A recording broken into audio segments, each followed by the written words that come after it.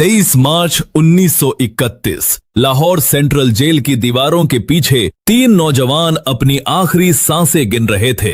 उनकी जिंदगी छोटी थी, लेकिन उनके हौसले बहुत बुलंद थे। उस वक्त उनकी बंद मुट्ठियों में कोई बंदूक नहीं थी, लेकिन हाँ, उस वक्त उनका एक नारा था जो किसी बारूद से भी ज्यादा ताकतवर था। दोस्तों, ये वो दिन था जब सारा हिंदुस्तान रोया था, जब धरती कांप उठी थी, लेकिन वो 3 बहादुर क्रांतिकारी तब भी मुस्कुरा रहे थे। ये दास्तान है भगत सिंह, राजगुरु और सुखदेव की शहादत की। दोस्तों, इस वीडियो को आखिर तक जरूर देखिए और उस पल को दिल से महसूस कीजिए। लाहौर सेंट्रल जेल में 23 मार्च 1931 का दिन था। यह दिन सभी कैदियों के लिए नॉर्मल था, लेकिन जेल के कैदियों को उस वक्त थोड़ा अजीब सा लगा जब शाम को 4 बजे ही वार्डन चरण सिंह ने उनसे आकर कहा कि सभी लोग अपनी अपनी कोठरियों में चले जाएं। और जब उनसे पूछा गया कि आज उन्हें इतनी जल्दी क्यों बंद किया जा रहा है, तो उन्होंने इसका कोई भी कारण नहीं बताया। उन्होंने सिर्फ इतना कहा कि ऊपर से आदेश है, सभी कैदी अपनी अपनी बैरकों में चले जाएं। अभी कैदी सोच ही रहे थे कि ये सब क्या हो रहा है, तभी जेल का नाई बरकत हर बैरक के सामने से फुसफुसाते हुए गुजरा कि आज रात भगत सिंह, राजगुरु और सुखदेव को फांसी दी जाएगी।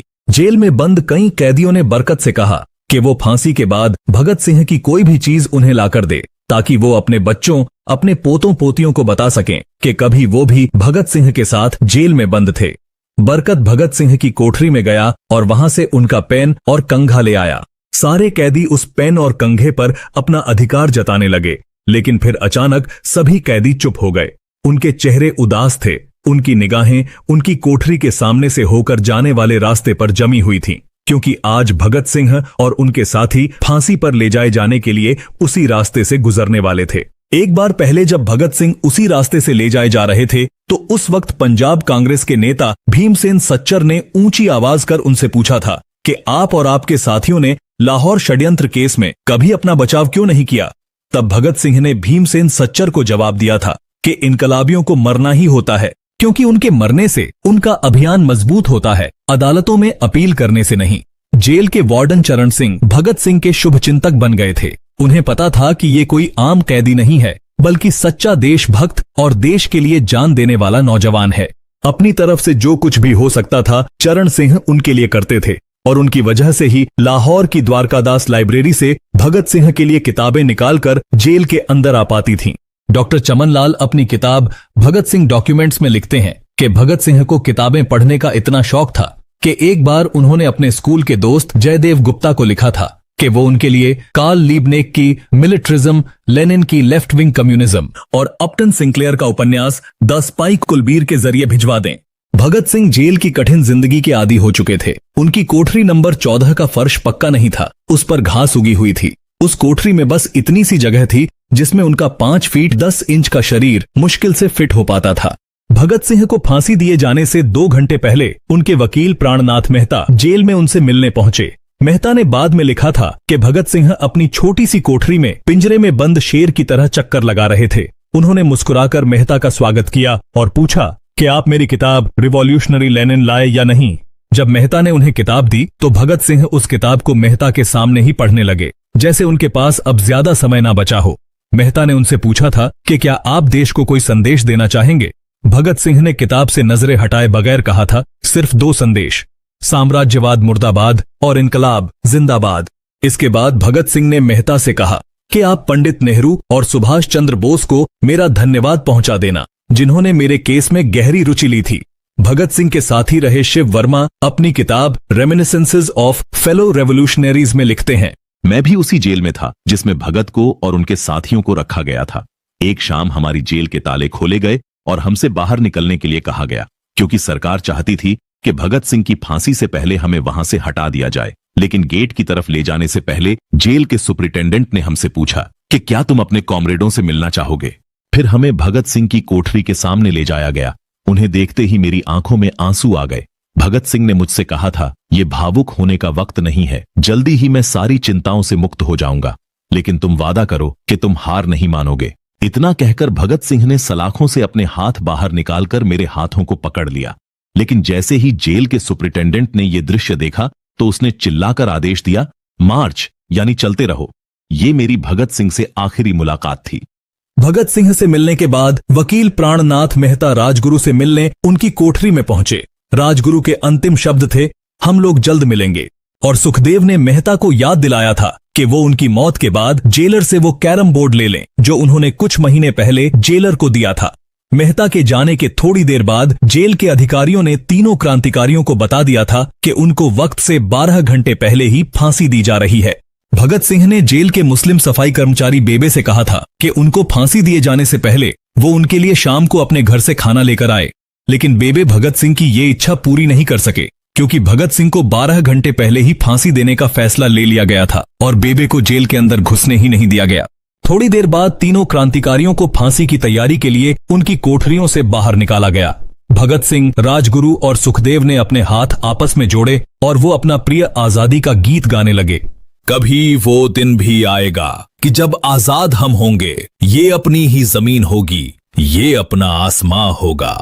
इसके बाद एक एक करके उन तीनों का वजन किया गया। सबके वजन पहले से बढ़ गए थे। उन सब से कहा गया कि अपना आखिरी स्नान करे। फिर उनको काले कपड़े पहनाए गए, लेकिन उनके चेहरे खुले रहने दिए गए। चरण सिंह ने भगत सिंह के कान में फुसफुसाकर कहा कि वाहेगुरु को याद करो। भगत सिंह बोले, पूरी जिंदगी तो मैंने ईश्वर को याद नहीं किया। असल में मैंने कई बार गरीबों के क्लेश के लिए ईश्वर को कोसा भी है। अगर मैं अब उससे माफी मांगूंगा तो वो कहेगा कि इससे बड़ा डरपोक कोई नहीं है, क्योंकि इसका अंत नजदीक आ रहा है, इसलिए ये माफी मांगने आया है। और फिर जैसे ही जेल की घड़ी ने 6 बजाए, तभी कैदियों के कानों में दूर से भारी बूटों के जमीन पर पड़ने की आवाज आने लगी। साथ में गाने की भी दबी दबी सी आवाज सुनाई दे रही थी। तभी अचानक जोर जोर से इनकलाब जिंदाबाद और हिंदुस्तान आजाद होके नारे सुनाई देने लगे। फांसी का तख्ता पुराना था, लेकिन फांसी देने वाला काफी तंदुरुस्त था। फांसी देने के लिए मसीह जल्लाद को लाहौर के शाहदरा से बुलवाया गया था। भगत सिंह उन तीनों के बीच में खड़े थे। वे अपनी मां को दिया गया वो वचन पूरा करना चाहते थे कि वो फांसी के तख्ते से भी इनकलाब जिंदाबाद का नारा लगाएंगे। भगत सिंह पर किताब लिखने वाले प्रोफेसर बलविंदरजीत सिंह वराइच लिखते हैं, लाहौर जिला कांग्रेस के सचिव पिंडी दास सोंधी का घर लाहौर सेंट्रल जेल से बिल्कुल लगा हुआ था। भगत सिंह ने इतनी जोर से इनकलाब जिंदाबाद का नारा लगाया था कि उनकी आवाज सोंधी के घर तक सुनाई दी थी। उनकी आवाज सुनते ही जेल के दूसरे कैदी भी नारे लगाने लगे थे। उन तीनों युवा क्रांतिकारियों के गले में फांसी की रस्सी डाल दी गई। तभी जल्लाद ने पूछा कि सबसे पहले कौन जाएगा। सुखदेव ने सबसे पहले फांसी पर लटकने की हामी भरी। इसके बाद जल्लाद ने एक एक करके रस्सी खींची और उनके पैरों के नीचे लगे तख्तों को पैर मारकर हटा दिया। काफी देर तक उनके शव रस्सियों से लटकते रहे। बाद में उन्हें नीचे उतारा गया और वहां पर मौजूद डॉक्टरों लेफ्टिनेंट कर्नल जे नेल्सन और लेफ्टिनेंट कर्नल NS सूधी ने उन्हें मृत घोषित किया। कुलदीप नैयर अपनी किताब विदाउट फियर में लिखते हैं, एक जेल अधिकारी पर इस फांसी का इतना गहरा असर हुआ कि जब उससे कहा गया कि वो मृतकों की पहचान करे तो उसने ऐसा करने से साफ इनकार कर दिया। उसे उसी वक्त निलंबित कर दिया गया। बाद में एक जूनियर अफसर ने इस काम को अंजाम दिया था। अंग्रेजों ने पहले योजना बनाई कि इन तीनों का अंतिम संस्कार जेल के अंदर ही किया जाएगा, लेकिन फिर इसे कैंसिल करना पड़ा क्योंकि अंग्रेज अधिकारियों को डर था कि अगर अंदर ही अंतिम संस्कार किया गया तो जेल से धुआं उठते देख बाहर खड़ी भीड़ जेल पर हमला कर सकती है। इसलिए जेल की पिछली दीवार तोड़ी गई। फिर उसी रास्ते से एक ट्रक जेल के अंदर लाया गया और उस पर बहुत ही अपमानजनक तरीके से उन शवों को किसी सामान की तरह फेंक दिया गया।